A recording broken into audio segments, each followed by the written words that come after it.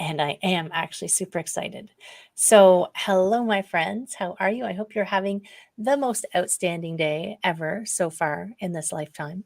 This is Heather. This is the Back to Me podcast. And you already know that the Friday edition is my favorite edition because I get to talk to some super amazing people, celebrities, and they're celebrities in my world because they're really interesting and I always learn something and take something away. And my intention, of course, is to help you find something that you can learn and take away. And today, my super awesome celebrity is Rusti L Lehay. Hello, my friend. Hello. I love the way you introduce your show and that you're having the most astounding day. It As- reminds me of one of yeah. my favorite quotes that I use when I give cards to people is may the saddest day of your future be like the happiest day of your past. Oh, you got to think about that one for a minute. Say, oh, Right. I like quotes that make you pause. Oh, I have a few on the top of my head. Of course you do. And because you are writing coach and empathic editor, Rusty. So hmm tell me, so I know we were going to talk about a whole bunch of things today, but so people get a sense of who you are, like as much as you want to tell us about who you are and what you do and maybe why. How did you get into it? And that might lead us into the autonomy question even. Right. It might. It might. Writing has always been a part of my life ever since my crazy brother in law took his wife and his three children and his sister in law, me, 10 years old at the time, and his mother in law to Mexico on a road trip from Alberta, Canada. Whoa. And I picked up all these pen pals along the way because every time we got to the campground, I would escape the three nephews, the three boys, and try to find a girl to play with.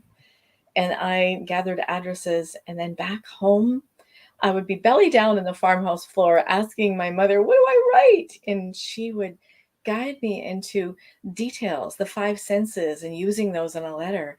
And especially writing about the goslings is the best way to describe it because the way they feel, the way they sound, the way that I had to tuck them into wool socks and close up the top with a clothespin at the end of the evening so that they wouldn't be peep, peep, peeping all night long after I fed them. And then teaching them how to drink water because they didn't have their parents to learn from. And this was only because sometimes they would hatch too early in the spring or the mother goose couldn't keep them warm if snowstorms came, late snowstorms came. So it was my job to feed them milk soaked bread and to teach them how to drink, to put their beaks in the bills in the water dish and then turn them right side up really quick so that they could learn how to drink by gravity. And that was how she taught me to write. Talk about how they feel, talk about how their gullet feels when it's full and you know you can't feed them anymore. Tell people how you teach them how to drink, how they follow you everywhere, and you can fool them just for a little bit by stepping on a stool and over, and they'll peek their long necks around over the stool and see where I'm going because they imprinted on me. That is that is so not what I expected. But I it didn't became know that about goslings either. no, but it became my life-saving device too later on to write about things that happened in the dark, to write about things that weren't right, to write about things that should happen to no girl child, no child ever, and to keep those hidden and secret and but a place to make sense of things that didn't make sense And in this. writing does really help you make sense of things, right? It does. Um, and I know some people try to work everything out in their head, but really, when you get it down on paper, even if you don't know what you're writing, it just feels like it becomes so much more clear. Yes, it Not does. not that everybody has to write a book or anything, but it just helps you sort through things. hmm And typing isn't the same. What do you think of that? No, typing is not the same. There is something that happens in the brain when we write by hand. There's a couple of things. And one of my favorite people to quote about that is Dr. Caroline Leaf, who appears on Tom Bilyeu's YouTube show, Impact Theory. And she talks exactly what happens in the brain. It's about 37 minutes in that talk, if you wanted to skip to that part. But she talks about how the vibrations of the pen and the paper and the drug chemicals that happen when we write by hand, and how the vibration of the pen and the paper calm the parasympathetic nervous system, and that we get this connection, things that happen when we write by hand. And for people who find that uncomfortable to write by hand, like I even have a harder time these days too with an injury that I had to my wrist, but I've learned different ways to hold the pen, and then writing that first draft by hand and then revising in the computer. There are times when I can write something straight out of my head on the computer. So I think that we can do both. But there's something else that happens when we write by hand, a connection that the muse plays with us. When we show up, the muse shows up. And Right. there's realizations. I like to say the pen is mightier than the therapist. Which is why journaling is so amazing, right? Mhm. Yes. And I know there are different kinds of learners. You know, there's people process information differently, but we all have bodies. Mhm. And I think the pen helps us. I mean, 18 years a yoga teacher, I'm going to be a bit biased, but um, connecting like this brain that carries around and thinks it's in charge, somehow reconnecting it with the body. The pen is such a good way to do it, right? That Mhm. writing. So your brain is there, your body is engaged, you're breathing, hopefully. Breathing, yes, we know how important that is. I find Right. sometimes when I'm writing, when I'm really stressed, I will actually be holding my breath and I let it out and I take a breath, and I have to be purposeful with Wow. taking my breath to write. And it hasn't been like that for quite some time, but there was a relationship where I wrote myself out of it. And I wrote myself out of it by doing morning pages and keeping those private, and by writing emails to two women friends so that I could keep aware about the too good to leave, too bad to stay aspects. That's I really think, important. yeah, I think that's when we started talking autonomy, one of the last conversations we had, how I thought it was really interesting. You talked about how it helped, that relationship helped you in some ways, and it helped you create that discipline, I think you called it, of your morning pages, but also all that writing made you realize something else. I don't wanna put words in your mouth. Yeah, no, it definitely did, because the relationship was, um, it had its healthy points, and he was a wonderful man in many ways. But he had a view of relationships having to be this way. His parents had never really spent a night apart, I think, and then he expected that of us. And at the beginning, here we're going to go back to the Goslings, which I don't think I've ever done before, but it's back to the Goslings in that I actually had a poem somewhere that, feed me and give me my love language, words of praise, and I'll follow you anywhere type thing. And so I imprinted on him, and he was very much the same as my mother. My father died when I was 7. And so, in between men, where I learned the serial monogamy from very well, my mother would need all of me. And this man needed all of me. And he really needed to speak to someone like Esther Perel. If any of you know Esther Perel's work out there about how it takes a village to maintain and keep a relationship healthy. And he believed that we should be everything to each other. And so we spent hardly no time apart. Um, Wow.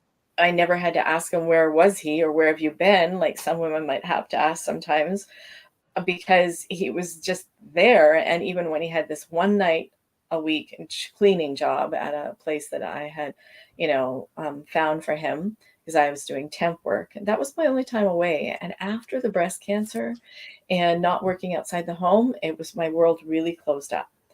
But then doing a qigong weekend of exercise, because he believed that that was good for me to recover from. It was the last thing that he did that I really wanted to do. And it was all weekend long, him moving his body and being physical in the presence of other people. That was just so difficult for him. Wow. And that night when he was morose, I said, we've got to go for a walk. We've got to go for a walk. And out on the walk, he said, when we get off the grid and out in the country, we're not going to give our forwarding address to anyone. And part of me went, because ever since the diagnosis in my breast, I had been able to call the shots of what our relationship would look like and what activities, because it was so frightening to him. And I trusted my body completely. I was confused where it came from. And later, Right. I read Gabor Mate's book, When the Body Says No, The Hidden Cost of Stress. And he calls breast cancer the good girl disease. I was a good girl for my Oh, mother. I never talked back to her. I was there and I was her surrogate partner type thing when she didn't have somebody in her life. And this man was very much like my mother, very similar in personality, very similar outlook towards life. And it was the relationship that helped me find those missing pieces of myself so I could become separate from my mother. And when she died 2 years after the breast cancer, and I was writing now for months with those two friends, to keep that. And the only time I had during the day that was mine and mine alone, for sure, guaranteed, was the 30 minutes he skipped, because he never stopped skipping. Once that rope started hitting the floor, I knew it was 30 minutes that he wasn't going to come through the door and say, what are you writing? Or what are you working on? Or I just had this thought. And that was the moment that I realized I can't stay in this relationship. My world is going to close down again and I need out. And well, and I mean, the last 2 years, like uh, you threw in the breast cancer. They're like, what? Breast cancer? We'll come it's back to surprising. that in a second. But the like the past 2 years have just shown us so much how, yes, you need a village to have a relationship, but we are social beings, and our health comes from relationships and connection and the good and the bad of all of it. I mean, it's all, you know, not everything is unicorns and rainbows, but I would have been petrified if he said that we were going to go into the woods and never. I'd be like, we're not hermits. I need to talk to people. What do you mean I can't talk? It would be almost like prison, right? It would be solitary confinement, and Yeah, that would be so frightening. yeah. And yet there was this other aspect too, is that there's a part of me that really does like solitude and quiet. And every artist, no matter what you're creating, does need that to a certain degree. I mean, my nephew, who's a roofer, would say that, I can be pounding nails and shingles, take a phone call and go right back to pounding nails and shingles. But a creative, there is studies and statistics out there that it takes us a full 20 to 30 minutes to get back in our flow when we're in the midst of Oh my creating. gosh, Don't that's get an so interrupt. true. And so I the quiet that I had with him was very productive to create. And I wrote over 3,000 poems in that relationship and lots of prose pieces. But the 2 years of where I had things that he was so scared to, do anything that wasn't for my health and my recovery. But once he was confident, once we did this anti-malignant anti-serum test with dry ice and spinning blood in a different kind of way in a centrifuge and sending it off to Boston, that came back as if I'd never had cancer at all, he started to want to go back into that pumpkin shell. And my world was just really closing up and I couldn't stay. And then when I got the call about my mother's dying, that was the last thing that freed me up, because I wanted to be connected to my family. But I'd made this silly and ridiculous and regretful promise to him out of some kind of subtle pressure that, your family didn't protect you from the abuse, they don't deserve you. And he would say these things subtly, but that was the overt thing. And right. so I made some statement that I wasn't going to go to my mother's funeral. You're right, type thing. And it was not that simple. It was much more subtle and subconscious. But I wanted to go see my sister and have our own celebration of life for my mother, the one sister that I kept on wanting and hoping that she would find me, that she would see in the paper, oh, Rusti Lehay's reading poetry, which he would come along, drag himself out there and hate it while he was there, and then say things that he liked later at home, type thing. And I had given up my car. Also, don't ever do that. Don't give up your one means of communication or uh, commuting ability. Yeah. And so I wanted to meet her at this one place. And his mother and father lived upstairs. We lived in the basement suite that we'd renovated for us. In fact, he'd never moved out from his parents' home ever. He just moved into the basement with me.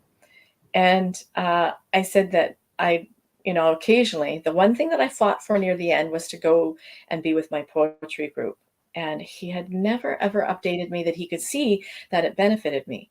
So every time I was at that poetry group, when 3:30 came and I knew he was expecting me to start home, I was like trying to find a break in the conversation, and it ruined the flow of those moments you can get into with women and the creative spirit. And I never got an update from him that he could see that it benefited me. I think he was Right. afraid that if I had that one thing, I'd want more and more and more because there was fear and stuff for him.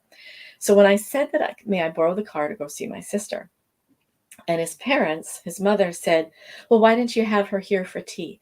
And this was the moment that I just I didn't know where it came from, Heather. I said in the moment, very calmly, nothing derogatory in my voice, just said, if you're not okay with me borrowing the car for this, I'll rent one. And they backtracked and they said, oh, no, no, no, it's okay. It's okay. It's okay. Because I think they saw in that mirror that, wow, they were really holding in. And I think they wanted at the beginning of the relationship, all of them wanted some more of that social butterfly that I was at the beginning. And then slowly it just closed up and closed up and closed up more and more. And so I did It's go like with, you went into a reverse cocoon, right? yeah, Instead of breaking out of it, you closed yourself into it. yes, I've never thought of it that way, Heather. Thank you. It was. I'll have to write a poem on that and share it with you. Absolutely. Yeah, You climbed back in and then you had to find your way back out again.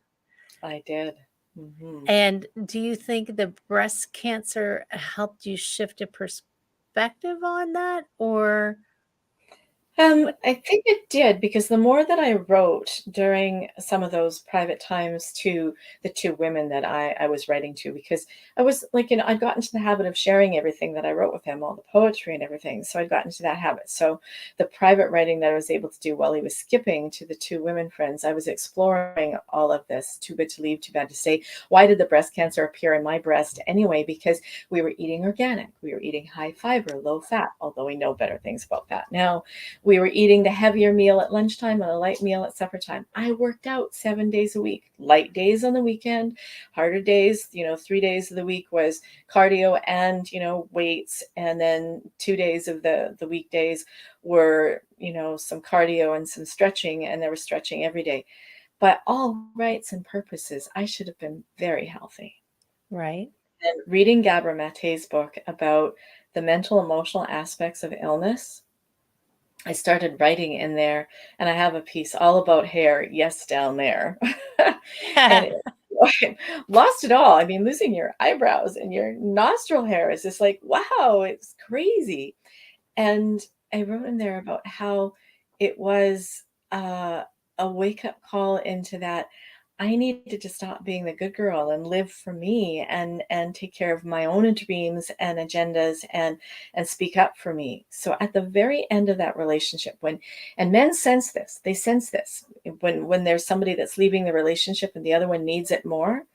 So not just men, but when somebody senses the other person is starting to withdraw, he would sit on the exercise carpet that he'd roll out to skip, and then we both took turns stretching on.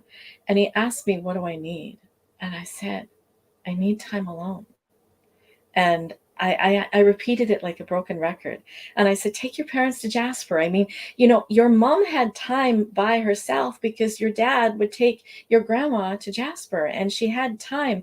As women, we need time alone in our spaces too. And some women need that more than others, that quiet and that solitude to really know ourselves. And the less time that I had by myself, the less I knew myself. But the cancer gave me more of that awareness that I needed to spend some time in here that was private, that was just mine and mine alone. Right. And I mean, we generalize and say women, but you do, women do tend to be the caregivers, the good girls, the don't say no, look after everyone. And you find you don't often, if you, especially if you I mean, I talk about overwhelmed overachievers. If you are doing all the doings, then when do you have that time for yourself? And the creative space, especially. So, not to say that everybody has to be a poet or an artist, but even just a creative, and all of life can be creative. Like you can Hmm. be a creative mother. I mean, but Yes. you need some brain space. You need some of that quiet space. I mean, I actually rent an art studio out of our home so that I can go there and shut the door. And it takes me about a half an hour before I can even start painting because I need to, I don't know what it is. I was just Yeah. thought I was procrastinating, but you've just validated the fact that I need time to figure out what I'm doing. But Hmm. it is, have you heard of the book um, Do Less, Be More? No, I haven't. Ooh, you might want to check that Ooh, one. It I like talks that. about they had people in brain scan machines, I think it was an MRI machine, while they were doing tasks to watch which part of the brain's fired. And they found this by accident. They just happened to leave the machines on when they weren't doing anything. They were just sitting, waiting. And they realized that different parts of the brain lit up when they weren't task solving, and that Mm, it connected more parts of the brain. So allowing you that space where you're not fixing, helping, working, thinking, all of those like very directed ways of thinking. It's almost, mhm, I always think of it as the daydreaming kind of brain that allows your brain to actually develop in some ways, like make connections you wouldn't have thought of, be that creative space, come up with solutions. One of the things they quoted was the lady who wrote Harry Potter. oh, J.K. Rowling. Yeah. Okay. That's my stroke coming in. I can't remember names of things. Um, she came up with the Harry Potter sitting on the train, staring at the window, thinking about nothing, Mhm. apparently. So space. Right. So we need, it's almost like, so I always talk about balance. We need a balance, right? We need people to engage and to be part of community. And they've done studies where the where the places where they have the most centenarians, is that the word?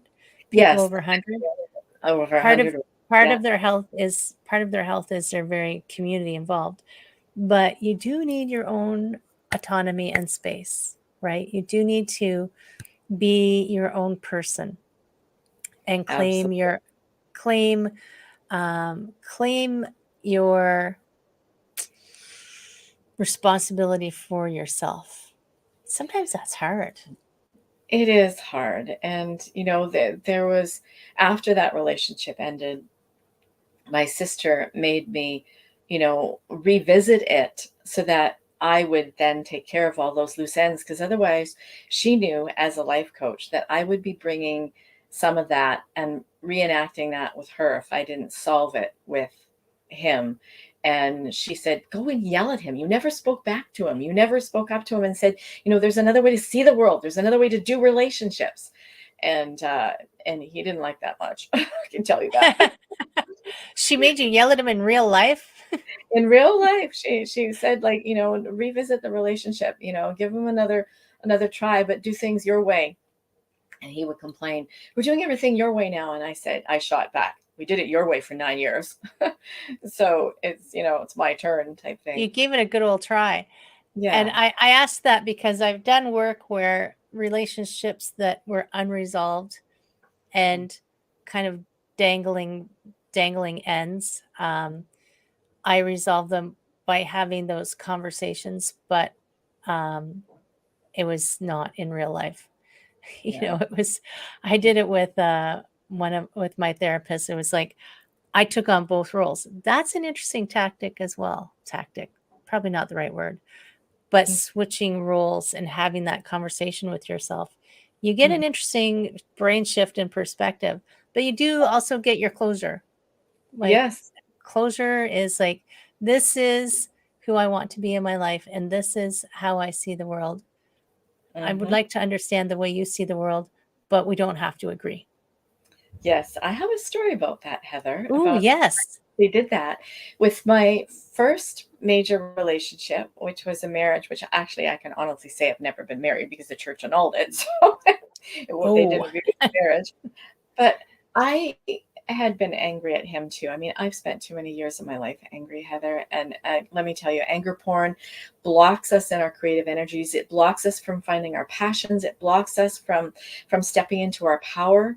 And only once I really, really routed out and excavated all that anger and all that victim language and became accountable for everything, and that I had soul contracts with all these relationships, was I able to step into my power in my late 50s. And that's too late. I don't wish that for anyone.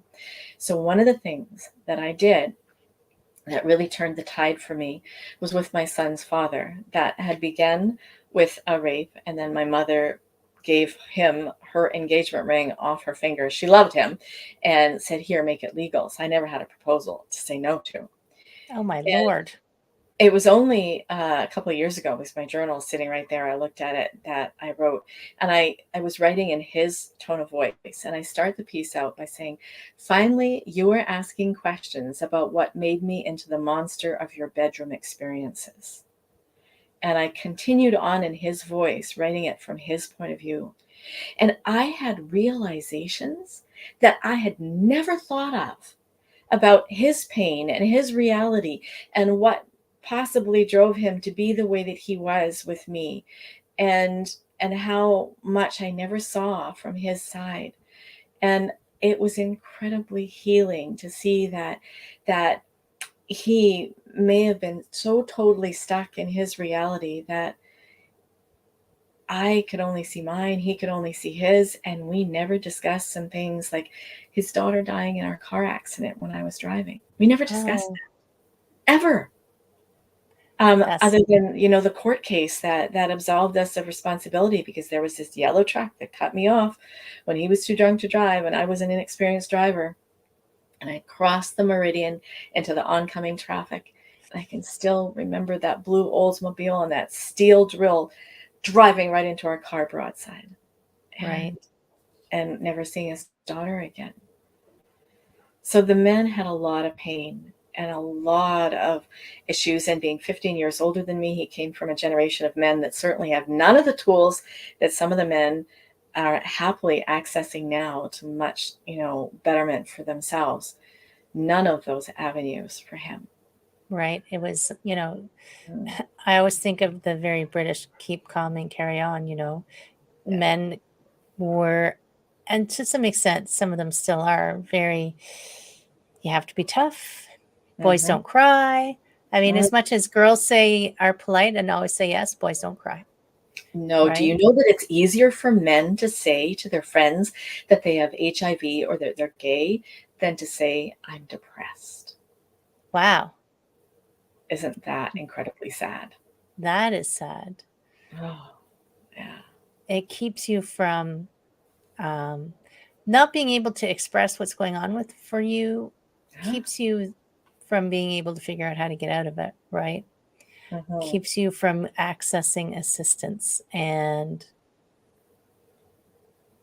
I go back to community again. I mean, No. when I don't know, but when I was in the hospital, it was actually a bit slightly overwhelming, because I let my husband knew, and he let some of my good friends know, and that I was in the hospital. And one of them messaged me, and she said, "Can I tell people?" I said, "Of course you can tell people. I live my life on social media."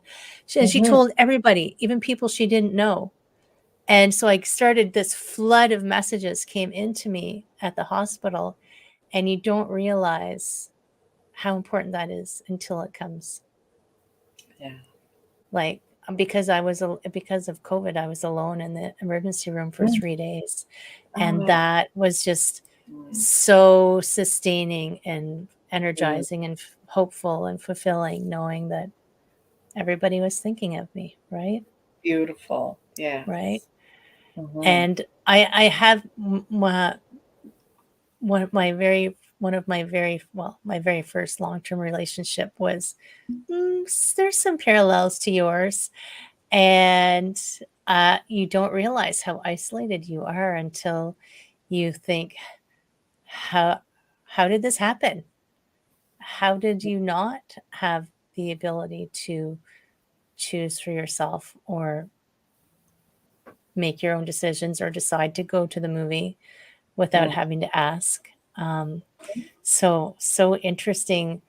Hooray for us for standing up for ourselves, right? Hooray for us. Exactly.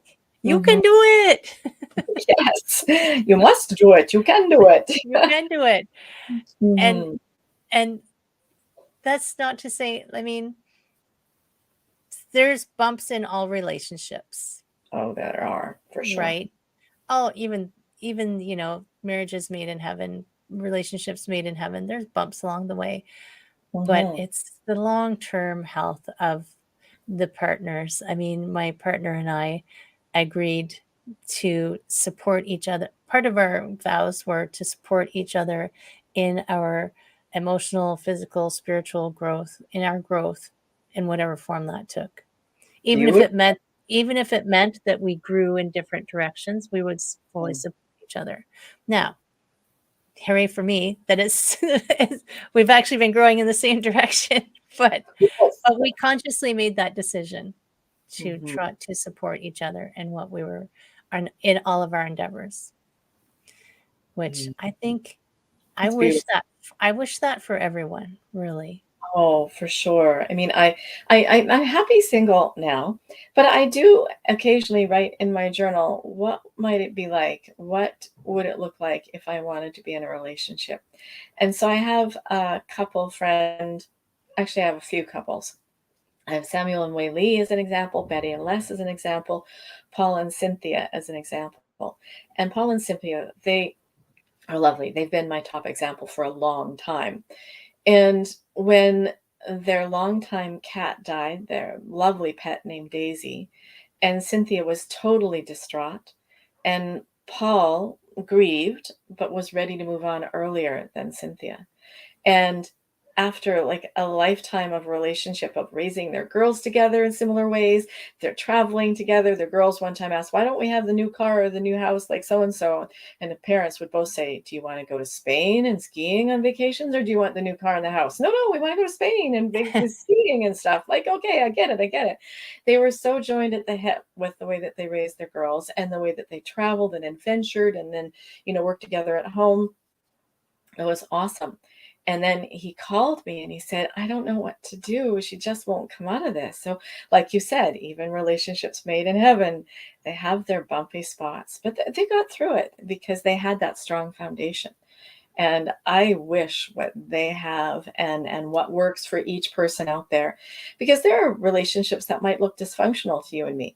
I mean, this man and I, we look so functional to people outside that they were shocked when I left, Right? absolutely shocked.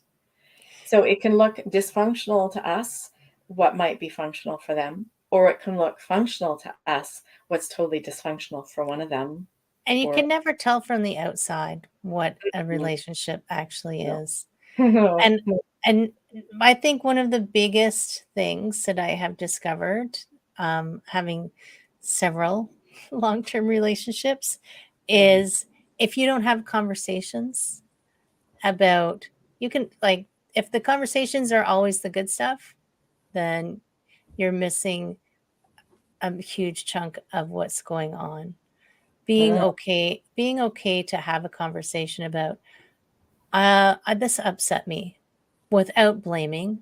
I mhm, mean, finding a way to have a communication about things that you need without, um, forcing, I guess, them to change. Just like, this is what I need. Let's have a conversation about it. And what do you need? And have them be comfortable talking about what they need. And um, being okay to say, you know, this upset me. I'm not, and I'll always say, I'm not mad at you. mhm. Our we're an odd couple. We went through all of the what if conversations when we first started dating, and how we would communicate when things were upsetting us, and we've given each other permission to say, when somebody's getting on our nerves. So, but we always preface it with, um, this doesn't, we always know this doesn't change our feelings about each other. But right now, you're really pissing me off, like, That's healthy, Heather. right. Healthy. Yes. And then we might go apart because we like our alone time, and then we'll come back together and talk about it. Did you know that Right. alone time is actually considered a sixth love languages? Like there's the five love languages of acts of service and gifts and touch and words of affirmation and quality time. And somebody wrote a really neat article on Medium about the sixth love language that needs to be named is alone time. And we need that. And also what my sister teaches too, and some of her couple coaching when they're trying to avoid conflict, like I did, that was one of my main things that got me into trouble, is I'd avoid conflict at all costs, which meant I blended and merged to give up my own agenda to keep the peace. Right. But some of that friction that can come from having a difference of opinion actually gives a whole lot of zest to what happens in the bedroom. Right. Don't they call that makeup sex? They call that makeup sex, sure, you can call it that. But I think that it's if we were all the same all the time, that deadens things too, and Boring. steals some of the energy that can come from having some differences. And having some alone time and separate activities or passions means you're bringing something new and fresh back to the relationship all the time. Right. Yeah, that's awesome. And I'm kind of laughing because we were talking about sex earlier. What is your talk called that you're Oh, giving? one of the workshops I have coming up, because I have writers lounges every month on the second Saturday, and I have stage reads every second month on usually the third weekend, sometimes the fourth if there's 5 weekends. But there's Global Orgasm Day on July 30th. And in That's honor it. of that, I have a workshop writing erotic writing for women. And if you think about it, Global Orgasm Day, there's an acronym there. And what do we sometimes say? Oh God, oh God, oh God, I'm so so it's going to be a lot of fun. It's going to be for women, erotic writing for women, and we're going to start off gentle and slow, and just writing some things that will get us into the mode. And I have a couple of writers that are very interested in coming, that are very vocal and verbal about sharing. One woman is one. She wrote 2 books during the 2 years plus that I've been doing the workshops, and she published 2 books during those 2 years. So you get a lot Wow. done there. And she is now writing as my lover, and so she's looking forward to this day, this workshop. So first of all, I had no idea there was a Global Orgasm Day, which Neither did is I. so funny because when I teach, so I teach my yoga and my yoga Tai Chi fusion classes, and I always start the class with today's made up holiday is, and I never Maybe knew. that's fun. On July 30th, you better teach extra classes that day to have a lot of fun. I know. I have to put that in my calendar. So, Dad, if you're watching, don't listen to that class. And and it's also interesting. So because I've been to those uh parties with the aren't we naughty parties, we used to go to Avon parties where we did makeup. We went to Tupperware parties where we got Tupperware that burped. Now we go to sex toy parties where Yes, I you drink know. wine and they show you the latest technology. And Mhm.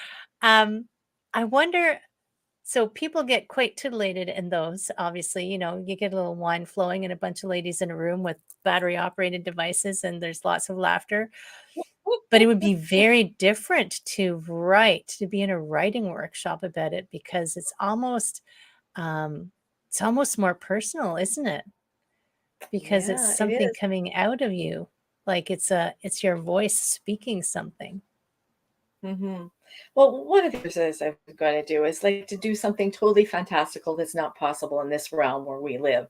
Like, you're on some other world, and there's 3 blue moons and 2 suns, and there's that dusk is what it is all the time. There's never too dark, and you've got all this extra time to play. And there could be these the places that you can go in that it's like walking through jello, or like something that's just totally way out there. and so to work your way into doing it in something that this isn't real at all, but hey, it could be really fun to imagine certain things. Right.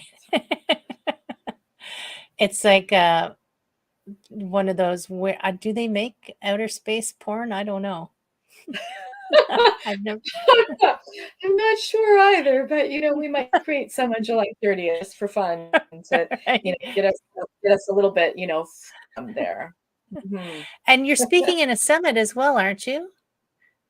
I Or did is that speak the in a summit this Tuesday this week about how writing can your erotic self, because I I hadn't ever dealt with a childhood sexual abuse. And so that was then, combine that then with that my son's father, the one marriage, long-term relationship I had, that it began with a date rape type scenario where my mother said, "You made your bed, now lie in it." oh And Lord. never talking about that was really making every sexual encounter a repeat of me being a victim.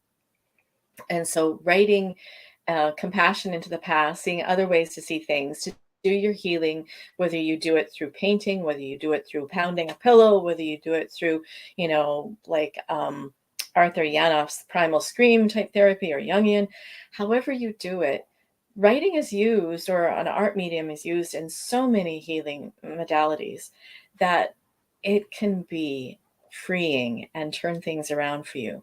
Because you say those best years of a woman's life, like sexually, miss those totally. With, not having been aware of all the things that I needed to heal and how to heal them at Right. a deep, deep, deep cellular level. And that doesn't mean you can't enjoy the later years, you know, No. Mm, right? mm. Um, and who says what the best years are? Probably some male scientist guy. Like, come on, Probably. Probably. One of those guys, yeah. right? But I apologize. I thought your summit was coming, but it's past. But that's Yeah. okay. There'll be Mm, more. I know you're going to talk. You're going to be on more summits coming up, right?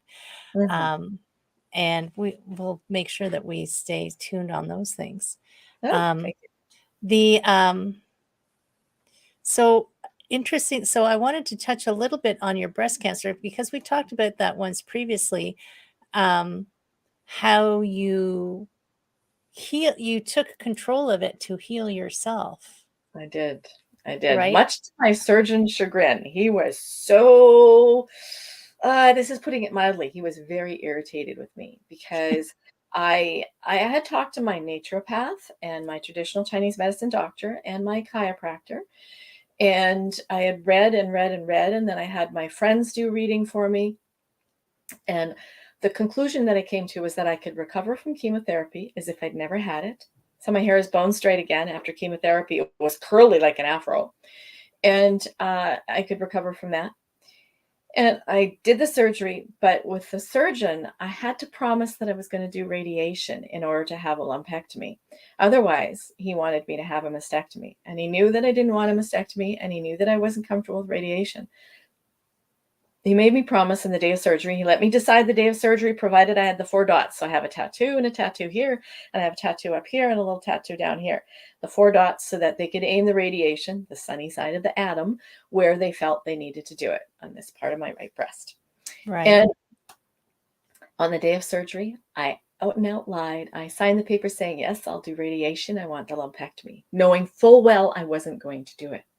So at the first checkup, he said, have you booked your first radiation? I said, I'm not going to. And he just about lost it. And I said, this is my body. And what I'd also done, because I'm a person that likes to have proof and likes to go and seek answers and confirmation of what I'm thinking and what I want to do, that I had asked my whole circle of friends and people by email, do they know anybody that is outside of the local provincial healthcare system that would be willing to look at my records, medical records, and verify what I'm feeling is right for my body? Turns out that my statistics professor from university, Miss Marie Saffron, had a sister-in-law, no, I had a brother-in-law whose sister-in-law was an oncologist, a radiation oncologist. And she looked at my records and she said, they're being overly careful. You don't need radiation. And yeah, so I blithely and comfortably said, nope, not doing it. So It I is jumped off. interesting. Yeah, sorry. I feel sometimes like I mean, because I'm in the medical system, we're supposed to, as well as a massage therapist. I mean, I'm still obligated under the medical guidelines. You have to ask for consent to do things. But the stories that I hear often is, and I mean, I love Western medicine. I love my doctor friends, but you Mm, will get doctors who they're not asking you for consent. They're telling you that you're going to consent, which is mhm. different. Yes. I had a client for a while who they wanted to biopsy, and she said no. She said she had all of the information, she had all of the research that showed that biopsying this particular cancer would cause more problems than just removing it. And she even paid, she sent her information to, I think, Boston, like some big giant medical Mhm. conglomerate type, and they said, yes, don't biopsy it. And the doctor was so mad at her, and he wanted to biopsy it, and she said, no, you're just going to take it out. And that's probably what saved her life. I mean, Wow. And you know what, can I add to that? Because it needs to be, we need to do our own research. We need to become comfortable with our decisions and not just what the doctors tell us, because the doctors are right. I agree that they're perfect there for a reason, for several things.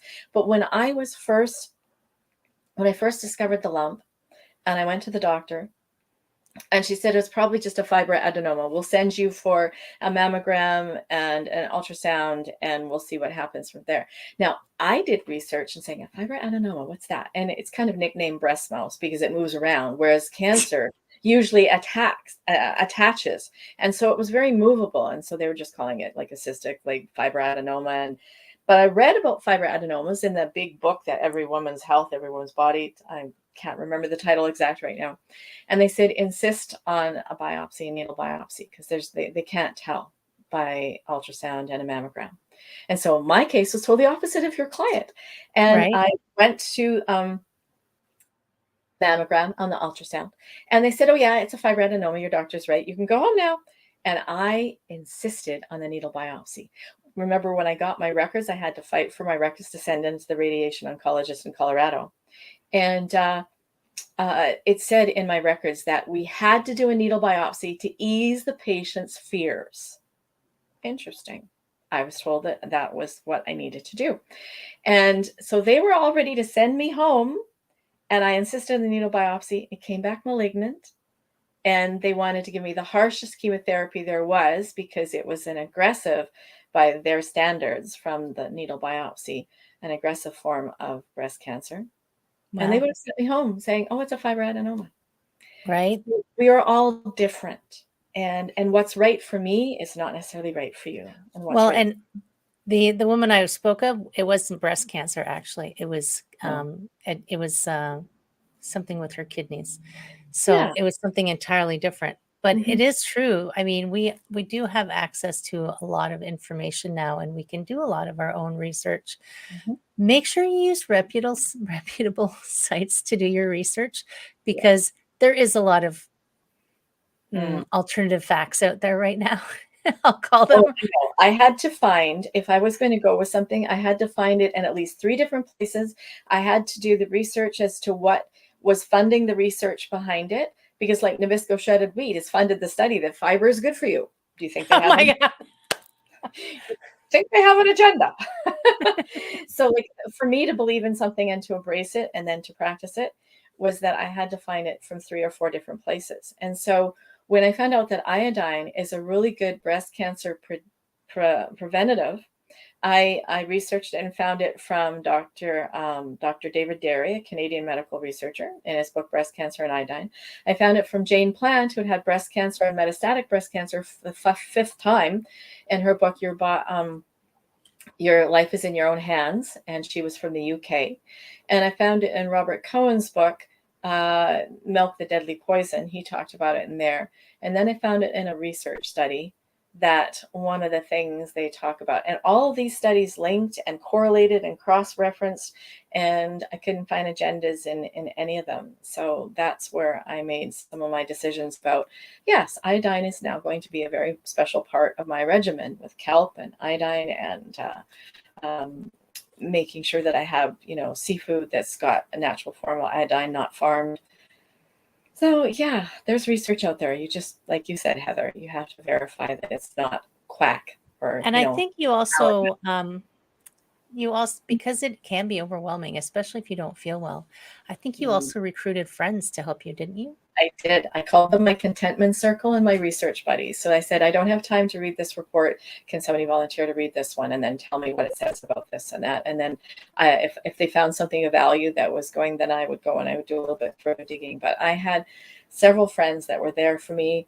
And we also did contentment circle potluck dinners. So every night before chemotherapy, we'd get together and make great organic food, tasty food, have lots of laughter and good endorphins, good vibes.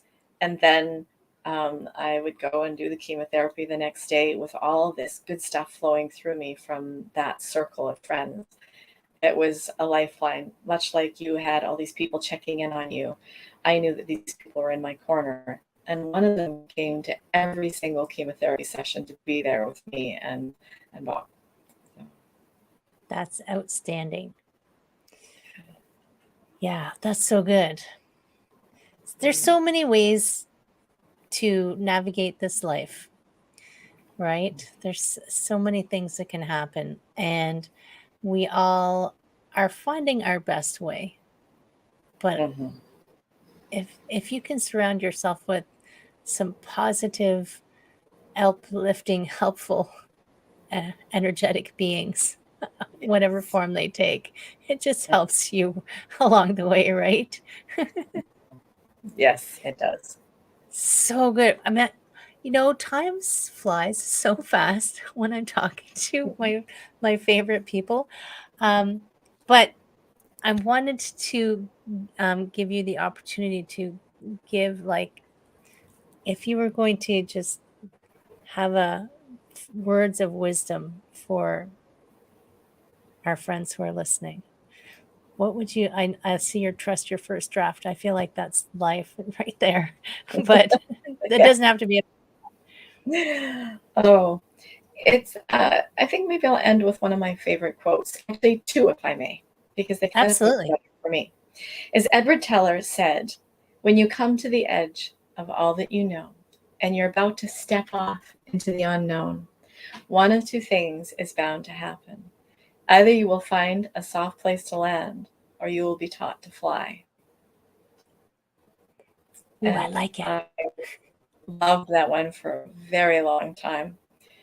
And the other one that is one of my absolute all time favorites that can really irk some people is by Erica Young. Take control of your own life.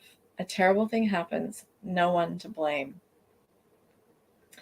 That is for me what has given me the freedom to step into my own internal power and passion, is to see that I am part of everything that's happened in my life.